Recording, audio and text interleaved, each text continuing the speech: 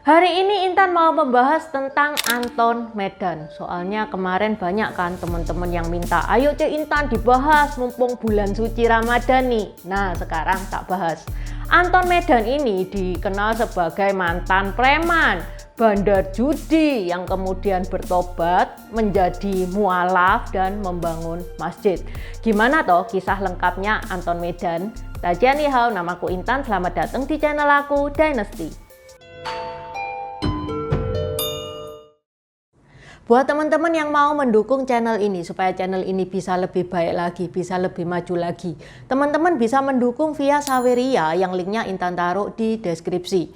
Dukungan sekecil apapun berarti banget buat channel ini, dan di Saweria itu teman-teman bisa menulis message-nya bisa berupa request video, pertanyaan, ataupun support yang bakal Intan bacakan di video berikutnya. Okay, let's start! Anton Medan ini nama aslinya adalah Tan Ho Lien. Dia lahir di Tebing Tinggi, Sumatera Utara 10 Oktober 1957. Saat beliau itu masih muda, beliau itu kerap jadi buronan polisi. Dia itu kriminal kelas kakap. 14 kali keluar masuk penjara atas tuduhan apa? Merampok iya, judi iya, ngebunuh juga iya. Di usianya yang ke-12 tahun itu perdana Anton Medan masuk penjara. Ceritanya kayak gimana? Jadi saat Anton Medan itu usianya 12 tahun, dia itu jualan bakpao. Nggak sekolah loh Anton Medan, dia sekolah cuma 7 bulan di sekolah rakyat. Nah pas dia jualan bakpao, preman-preman ini makani bakpaonya lah, terus preman itu nggak mau bayar, ditegur sama Anton Medan, weh bayar, makan nggak mau bayar, sama si preman. Anton itu dipukul. Saya jual bakpao, caikoi, tapi dimakan sama preman nggak dibayar. Saya berantem pakai sambal yang botol, saya pukul. Anton Medan itu ya ditendang, dihajar sama preman yang usianya jauh di atas dia. Anton Medan nggak takut, dia pernah mukul kepalanya preman pakai botol kecap. Karena dia dagang bakpao itu kesulitan seperti itu, akhirnya Anton Medan itu pindah profesi. Dia jadi tukang cuci mobil. Dia nyuci mobil itu dari jam 7 pagi sampai larut malam. Duitnya itu dikumpulin sedikit demi sedikit. Lah kok pada suatu hari diambil duitnya itu sama bapak-bapak. Ditegur itu sama Anton Medan. Pak, kok duitku kamu ambil sih?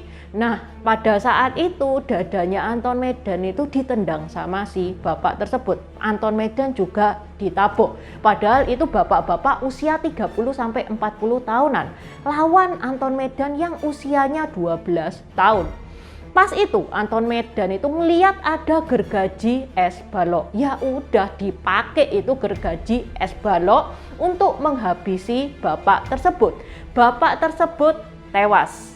Nah, gara-gara itulah Anton Medan dihukum 3 tahun 1 bulan karena pembunuhan. Kan ada depo itu, Ya.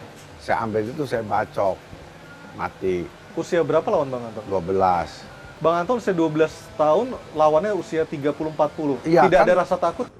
Setelah Pak Anton bebas, dia ngebantuin emaknya itu bekerja. Nah, di kampungnya itu Pak Anton itu dibully, bukan Pak Anton tok, sekeluarga dibully. Woi, itu kriminal, woi baru masuk penjara, orang jahat itu. Sehingga Pak Anton ini nggak tega sama keluarganya dibully gitu. Dia pamitan, Mak, aku tak ke Jakarta aja, aku tak cari paman, aku tak hidup sama paman aja. Diiyai sama emaknya. Akhirnya Pak Anton pun pergi ke Jakarta dengan duit yang sangat terbatas.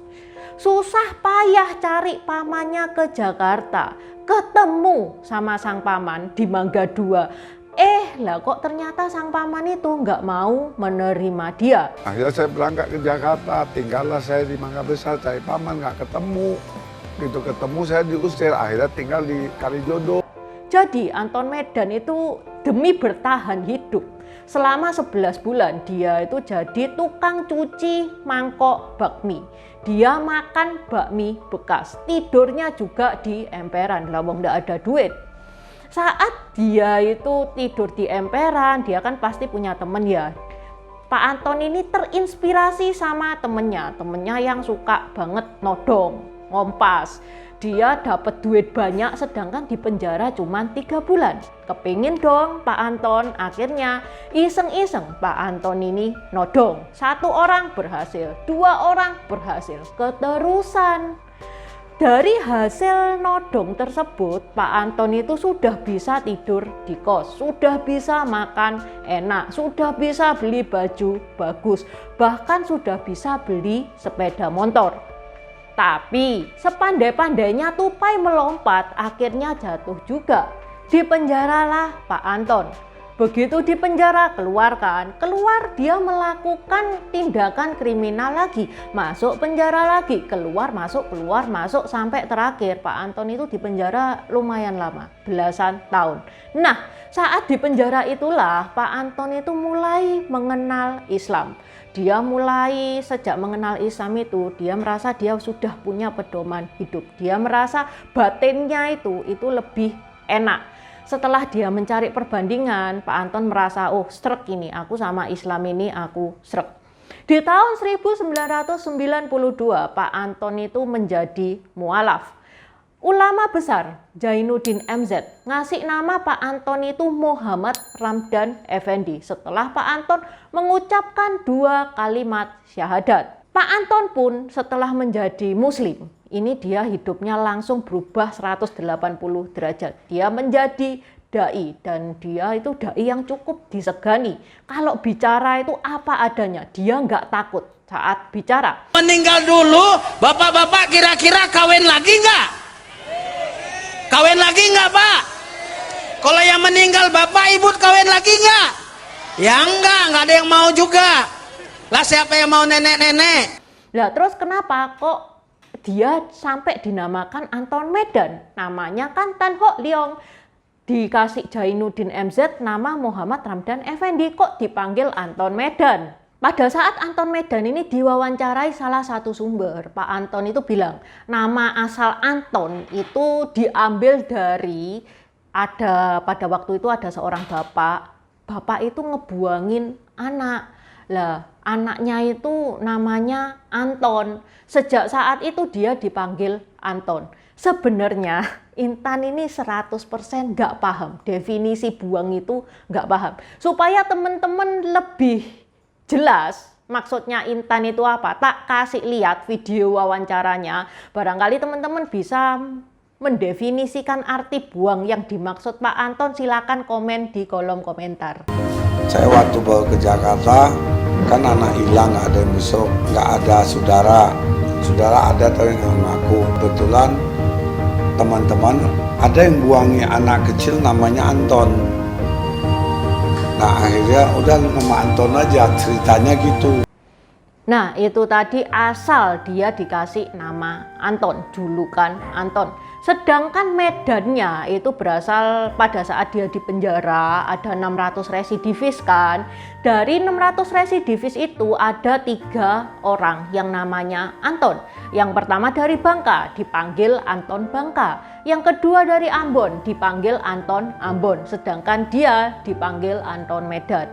Setelah bertobat, Pak Anton ini kepingin jadi orang yang berguna.